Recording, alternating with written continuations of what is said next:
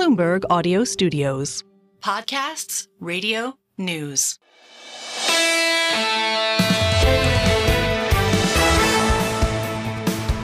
Single best idea. We're into the political season. Some controversy. Thank you for the many notes. People disparaging me. People supporting me. Mostly I think the hate mail won out, but that's, on to the next day, and we'll see. But it is that time, and of course, we've got the coverage of Bloomberg News. It was great to have Mike Shepard on, driving forward our coverage in Washington as we try to parse out the emotion, the policies, the future of the nation. We'll do that to November 5th and beyond. Today, David Malpass, the former president of the World Bank. He was appointed by Mr. Trump, and very much so. We could have talked about, international events and poverty and what they do at the World Bank. But no, David Malpass ran for U.S. Senate as a Republican 14 years ago. He's got some real-world political skill. We asked him to parse Trump economics. No, but to those three people, those were austerity policies. And what Trump is talking about is growth policies. They're very different. That means changing the regulatory policy so that people will actually build things. A giant part of the semiconductor problem right now is you can't build a factory because of the rules that go into that IRA bill. And so they're pumping money into the economy but getting nothing for it. That can all be changed. And that's not as hard to change as people think. It just means sensible decisions at the top in Washington to spend the money less wastefully. David Malpass, 3-2. David Malpass, the former president of the World Bank, on Trump economics. What a joy to have Mandeep Singh and Anurag Rana in to get the earnings season of big tech, the Mag 2, 3, 4, 5, whatever it is this week.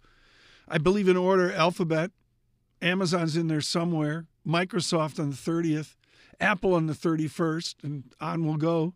But a big earnings season week. Here is Anurag Rana on MSFT. So when you look at Microsoft for over the next 12 months, we are going to see massive capex going into the market, along with a little bit of margin degradation. So this is not going to be financially a massive year for Microsoft when it comes to earnings growth.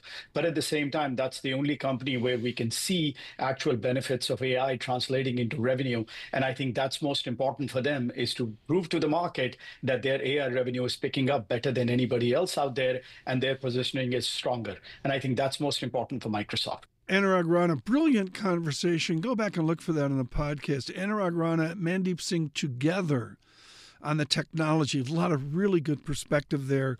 Stuff that, to be honest, I really don't understand, like finally the return of Bing, among other things as well. Of course, one of the great things we do is talk to academics.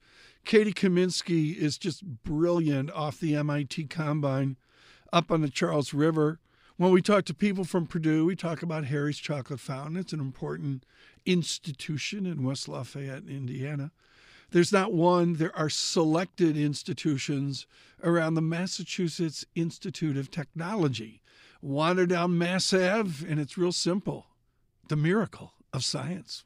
I like the miracle of science. It's a great, I don't know if you've been there before, but it's a great hub right in the middle of Cambridge. So I definitely take, they also have some other local MIT pubs, like the Thirsty Ear and other places. So yeah, there's a few selected ones as well. Katy Kaminski there, the landscape around the Charles River. Again, thank you to Simon Johnson. What a triumph for MIT and the University of Chicago with this year's Nobel Prize. Acemoglu and Johnson. Very much likely my book of the year next year, Power and Progress. Really can't say enough about it. I'll give it a full read here as we stagger through the holiday season. We're going to stagger through earnings week into the politics of next Tuesday and beyond. We'll do that with a team fired up to give you the best in conversation. On YouTube, subscribe to Bloomberg Podcast, growing each and every day. Big success this year on that. On the corridor, 99.1 FM in Washington, 92.9 FM in Boston, and Bloomberg 1130 AM here in New York City. On YouTube Podcasts, on Apple Podcasts, single best idea.